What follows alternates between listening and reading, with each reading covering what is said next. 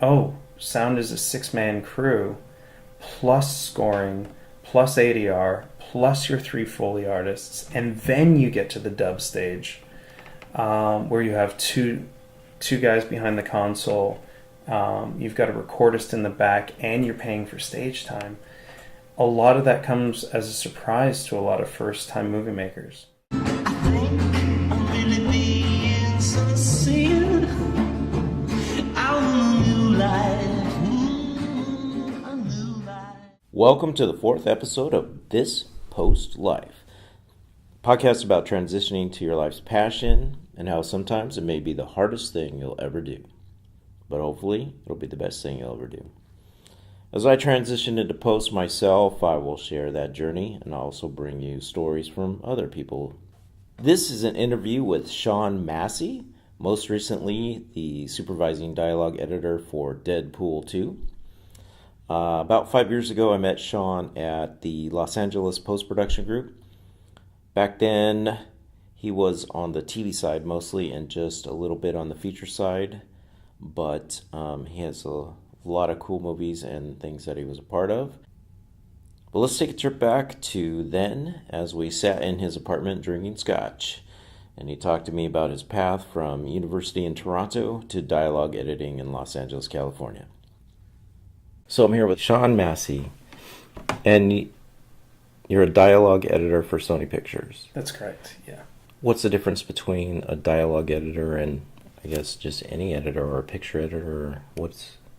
Well, the picture editor has to do their job first to make sure that picture's been timed out correctly and the flow of the movie's there. And then when they're complete or nearing completion for a locked cut, then it'll come over to the sound department, and my job is to clean up all of the dialogue that came from location. So I'm either trying to make that sound better, find alts, or I'm trying to prep the material so that when ADR is shot, then they have no problem sliding that in. When I say clean up the material, mainly I mean taking out things like lip smacks, unnecessary breaths, making sure that people aren't talking over one another, and so with that also choosing one of the 8 mics that were shot on location. And for a lot of that, it's just a judgment call, and there's definitely some artistic merit to my job, but definitely I need to make sure that technically it sounds good for the stage. Great. And so it's essentially an audio job. Correct. Yeah. And then what tools do you use for that? At Sony, we use Pro Tools 100%. And that makes it easier so that no matter what stage it's going to, it'll work no problem. And then when I clean up the material, I'm normally using Isotope. Actually, is one of my biggest uses, and then Spectral Repair is also the other one that I use, and those are the 2 big ones. Otherwise, old school, I use the pencil tool. Nice. So cool. And how long have you been doing this? I've been cutting dialogue for about 10 years. I guess professionally, I've been doing it for 6. Specifically at Sony, I've actually only been doing it for about 3. But I was cutting on features outside of Sony before I started working for features and TV within Sony. So. And was that doing dialogue editing or just? That was actually one of the first gigs I got. Was a really lucky one. I got the opportunity to work on Rango with the director Gore Verbinski, and that was the first time I left Sony, was to go work up in La Cañada, where we eventually ended up at Universal. And for that, I was the Animatic sound supervisor, which was a blast because I don't know how familiar you are with working with animatics, but there's not very much visual information there at that point. In fact, when I first started the film, single frames would hold up for a matter of seconds Sometimes they would have a couple of frames within a second, but it was just a very, very roughed out film. And so my job was to do everything. And so my job was to interpret whether the character, even though he appeared to be standing still, was running or walking.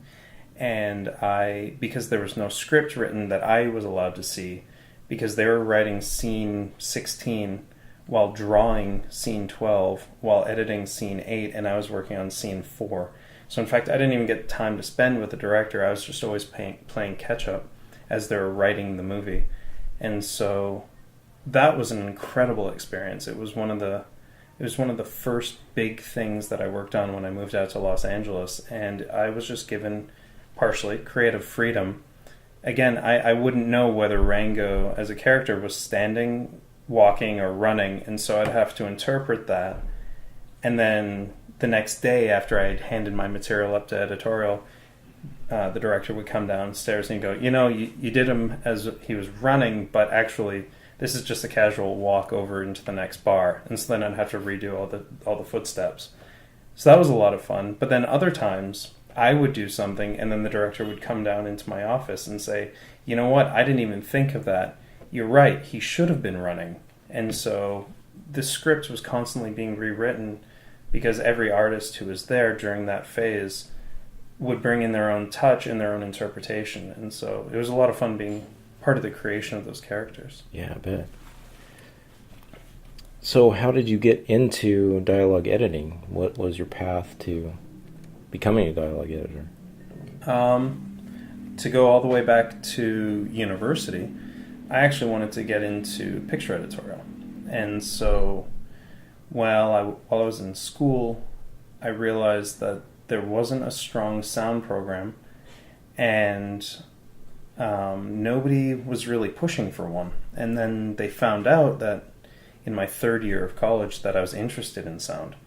So here I was still pushing to be a picture editor, but because I had a background in sound and because I did have interest in it, once they found out that I wanted, that I knew it, that I was the guy.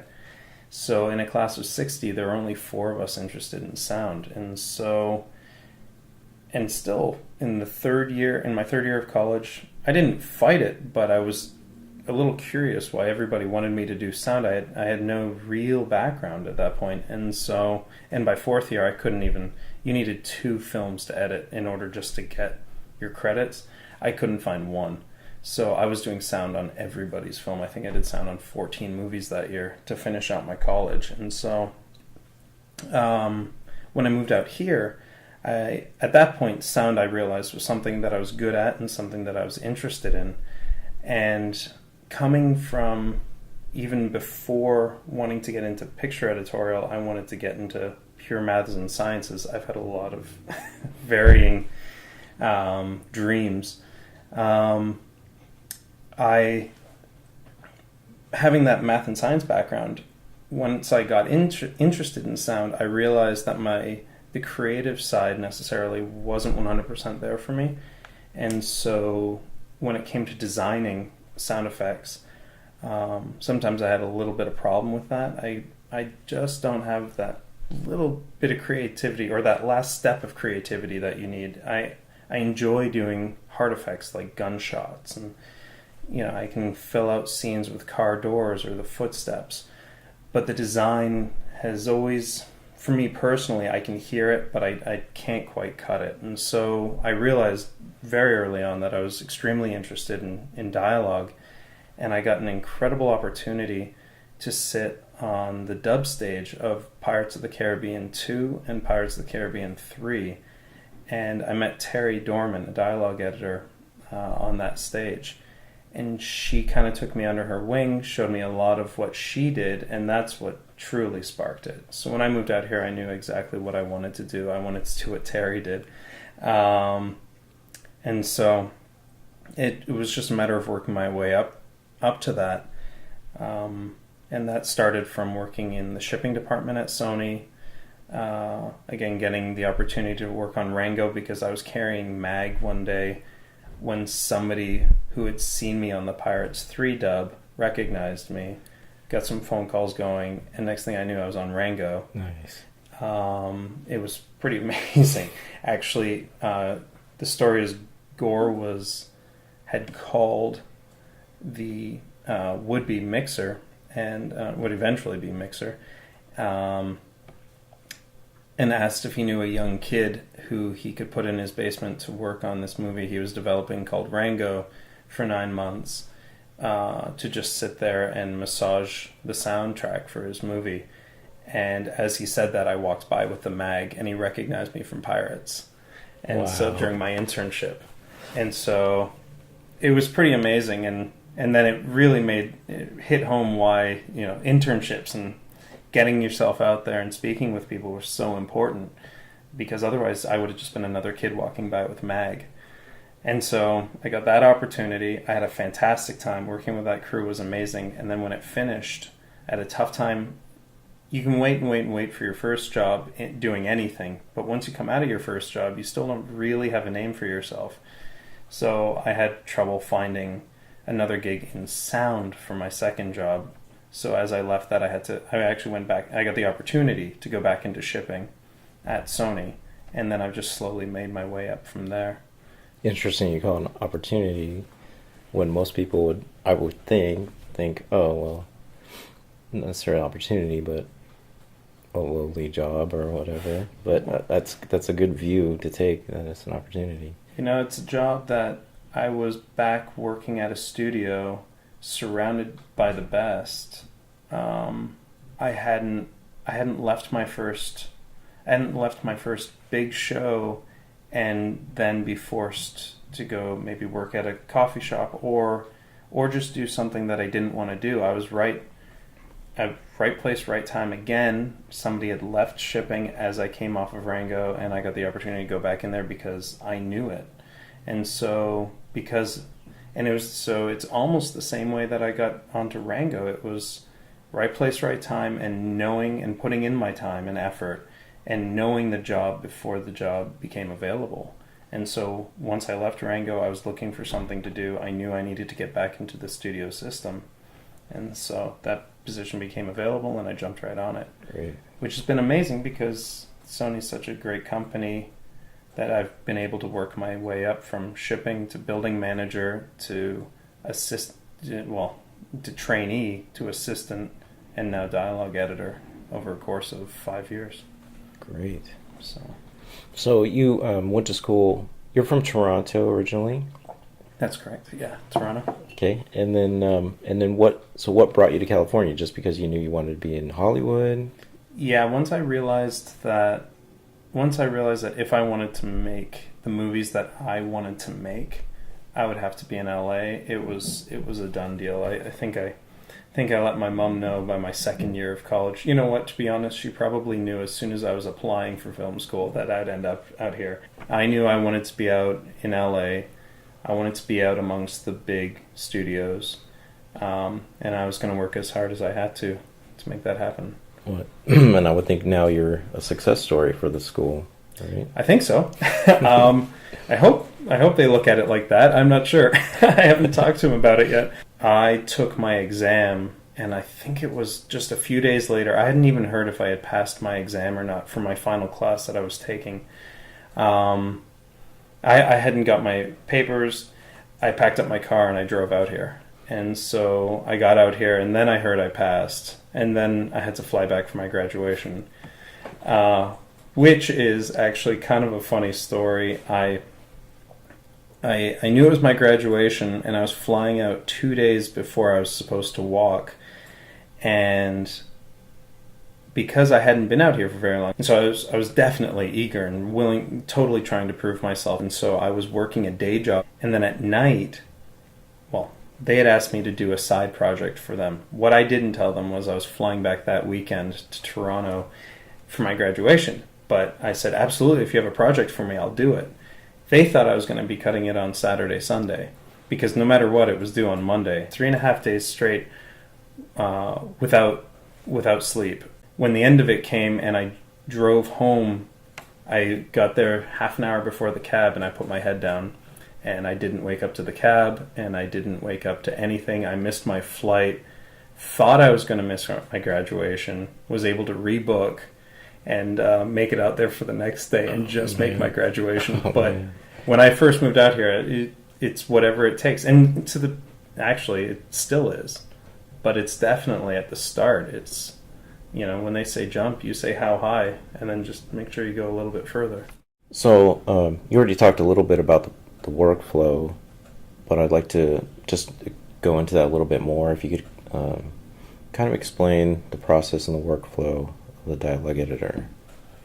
The dialog editor specifically, or how we work with all the other editors? Oh, sure, that would be good. Yeah. Okay, I guess on a broader level, on how we work with the other editors.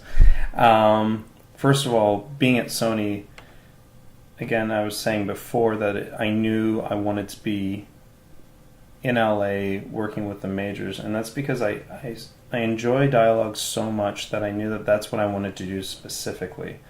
And a lot of times when you get the opportunity to work at smaller places, you find that you're doing a lot more than just that one task.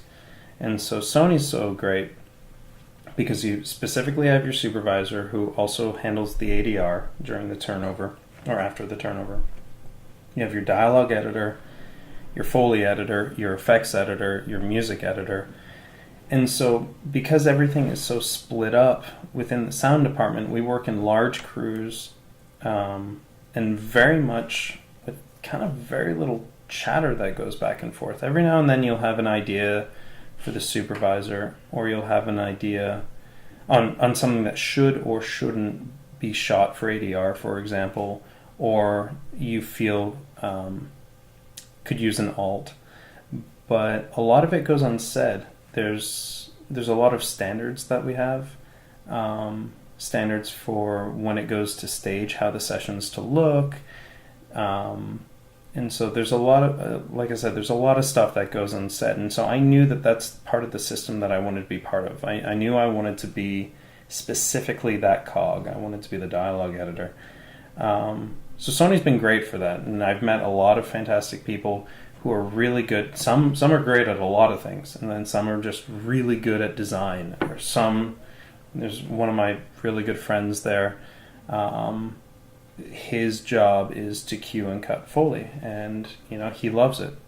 And so I really like that, because then you get the opportunity to shine in specifically what you want to be doing. And again, that's not for everybody. Some people like to do everything, but then specifically for dialogue, a lot of what I do can be perceived as technical, and in fact it probably is. I have my track layout that I have to stick to so that it fits on the console. I have my notes from the supervisor, which are either emailed to me or are just put up on the server. So again, there's very little talk. There's not enough time in most cases to sit down with everybody and have a discussion. Especially right now, I'm currently in television, not on the feature side.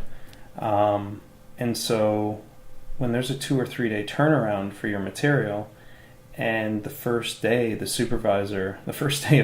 supervisor is out shooting ADR, you can't wait for him to get back because you can't cut 20 minutes in a day. Right. So there is a lot that goes unsaid, or unspoken.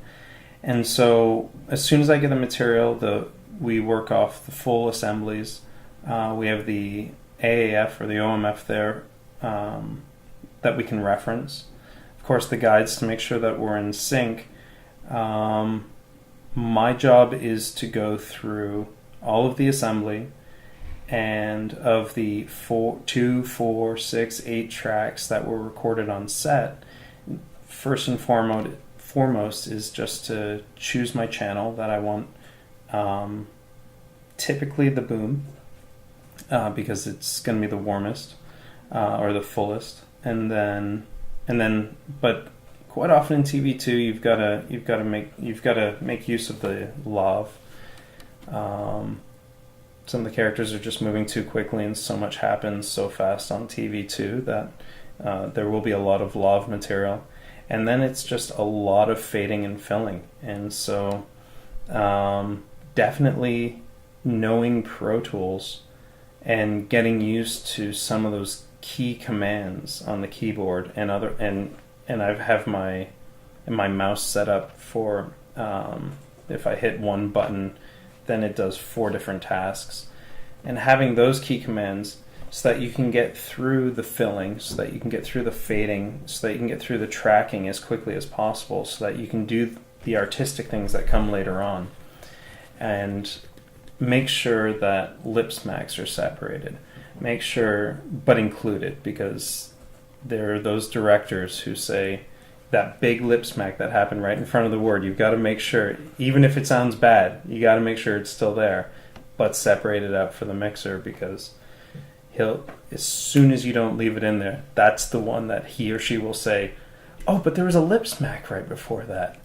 And so, ticks, pops, big feet, making sure that those PFX are properly split out, making sure that that it's going to stage 6. And stage 6, if you're going to provide an alt, then he absolutely wants his muted original down on X1, and the filling up on, and that sort of stuff takes a little bit of time to get used to. And ultimately you have to realize that you're servicing the stage. So what is going to allow them to move the fastest? Separating it out too much is going to slow them down. Not separating it out enough is going to keep their hands tied. So splitting stuff out, again, some people like it split out more. Some people like it split out less. Some people like a little bit more movement than other supervisors still in the tracks. And so a lot of it's a judgment call of what I do. And also knowing who I've worked with before. I've got cheat sheets on every single person, every mixer, every supervisor in my office, what they tend to listen for more, what they want taken out more. And then, just make sure the stage is happy. So. Awesome. Thank you.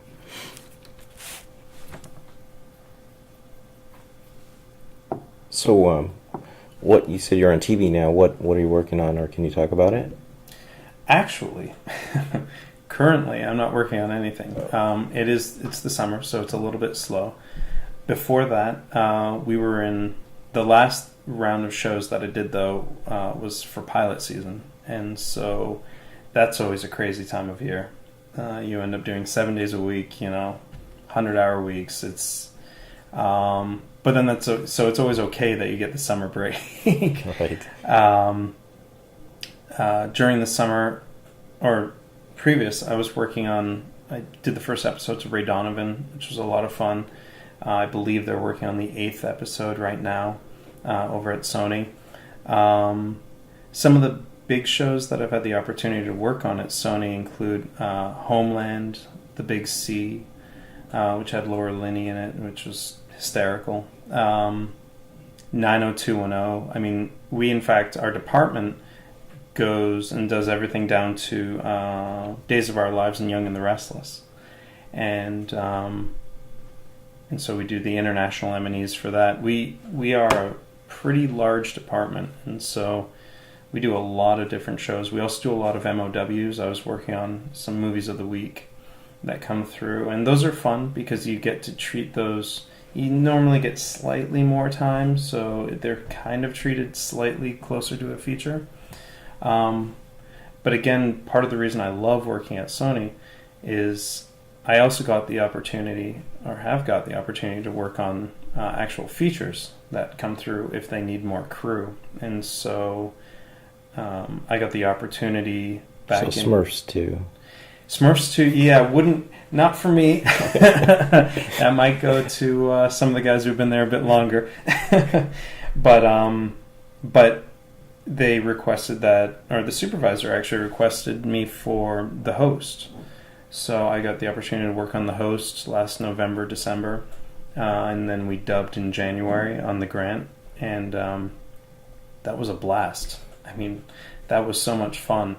So it's been lot of fun where I go from cutting 2.5 minutes of dialogue a day in feature on the host, or, I mean, if you go back to Rango, I think of all the days I was there, it ended up I was cutting like 45 seconds a day. But again, everything. So effects, Foley, design, dialogue, it was all ADR. But and then I go to television, where I'm expected to cut between 9 and 11 minutes of dialogue a day. And the fastest I've ever cut was for a documentary that came through Sony, and I had to cut 60 minutes a day. They handed it to me. Well, I actually had to do the turnover. So the turnover arrived on a drive at 9 a.m. I had it prepped for about noon or 1, took lunch, and by the end of the day, the next day, it had to be up on the server. The 90-minute had to be up on the server so that we could go to stage the following morning. Wow. So, yeah, 60 minutes. It was the fastest I've ever cut dialogue. Which I don't think... I mean, I don't know if I could do it again. I mean, I'm sure if I was presented with the task, I'm sure I would be able to, but... Sure. There's not a lot of thinking that goes into that. There's a lot of tracking and just hit the fade button. Fill and fade. Yeah. Yeah. So for that it's been great because you really learn how to cut for budget, and that's really all it comes down to is what you always want to do the best job you can. But what it really comes down to is the budget. What is the budget allowing you to do? Is the budget, and I really fought this at first because you always want to do the best job you can, but to a certain degree you also have to keep your sanity because the next day, and you can't stay there till 2 a.m. because the next day you have a brand new client who expects you to be awake and attentive and ready to cut their show, which they feel is just as important as the last person's show. And so if the budget says that I have 3 days, I can't be spending 3 days and 3 nights on a show necessarily. Of course, I'm going to get it to a good spot, and you almost always do over time. But you have to make sure, too, that you're ready for the next client that comes through. And so if this client says we have enough in our budget to make it 2.5 minutes a day that you have to cut, well, then that's the quality of editorial that they're going to receive. And again, I had a really tough time with that at first. Sure. But you definitely have to learn that rule. And hopefully you get more of a budget than 60 minutes a day. Right. If you were to give advice to people coming up, what would be like a piece of wisdom that you would impart upon them? Well, I guess through this I've talked a lot about timing. I've talked a lot about there's always effort, for sure, and that's a fine line between showing somebody you're interested and nagging them. So you definitely have to give the effort, but the effort is much more about it's much more than just telling the people that you want the job. I believe that it's about knowing the next job. So if you want the next job, if you're not just content in the job that you have right now, you have to actively go out and teach yourself that job and train yourself for that job. I found that LA in particular moves so quickly that they will say, would you like this job? Can you do it? And if you say no, well, then that's a missed opportunity for you, because they're not going to give you the opportunity to learn Pro Tools or learn the difference between what a dialogue editor does and a Foley editor does. So in your spare time, you need to be actively pursuing that so that the day they do say, are you ready? Your answer has to be yes. And so talk to people, experiment with movies. To this day, I actually still do movies for free. I still do shows on the side, especially right now during the summer when I have 4 months off. You know, I'm reading, I'm watching new movies, I'm actively looking for other movies to work on. so long as it doesn't interfere with the day that they do come back and say, hey, are you ready to work? So long as that doesn't happen, it's just always making sure that you're ready for the job that you want next. That's the most important thing. Awesome. So what's in the future? What do you got coming up and after the summer? Well, after the summer, I'm currently working on 5 projects outside of Sony. Many of them shorts, some of them for friends, some of them first time I'm working with them. Again, some of them with a larger scope than others, some of them with a larger budget than others. But all of them with the best learning experience that I can get from it. If I'm going to work on the movie for free or in my spare time or for a limited budget, then if I'm not going to take money away from the show, then I need to take something else away. And positive learning experience is a fantastic thing. And so, yeah, I definitely keep busy on the side with lots of other projects. And then, again, just be ready to go for September when the TV season picks back up again. And in my downtime, it's not just about projects, it's also about networking. And so, that's how we met. And, but also trying to get the opportunity to either go to other studios or introduce yourself to people who you think you would get along working with, or who you see potential in. Sure. That may come across as wrong, but again, you've worked on enough freebies at one point to say, okay, if this is just a guy doing this in his mom's basement, then perhaps my time is better spent reading a book or trying to meet new people. And so, I think a lot of networking and a lot of design, because I'm trying to pick up a bit of design right now, until my dialogue editorial starts back up in September.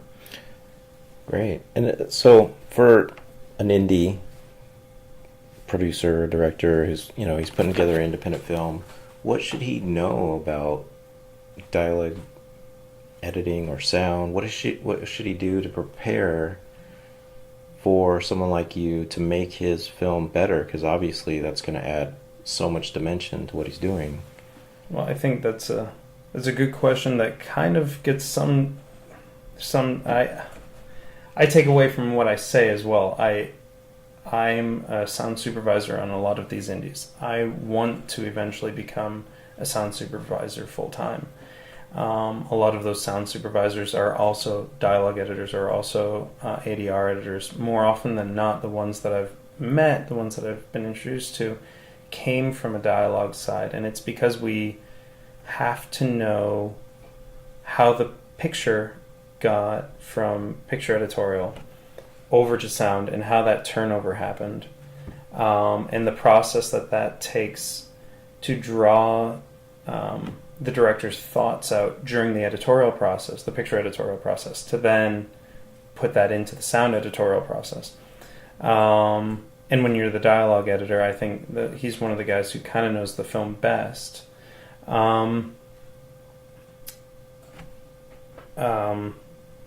And so I guess, again, coming back to what should a director know, it's get a good sound supervisor or post supervisor during, not during your production phase, but in your pre-production phase. Too often I get phone calls, oh, the budget was blown during production. Of course it was.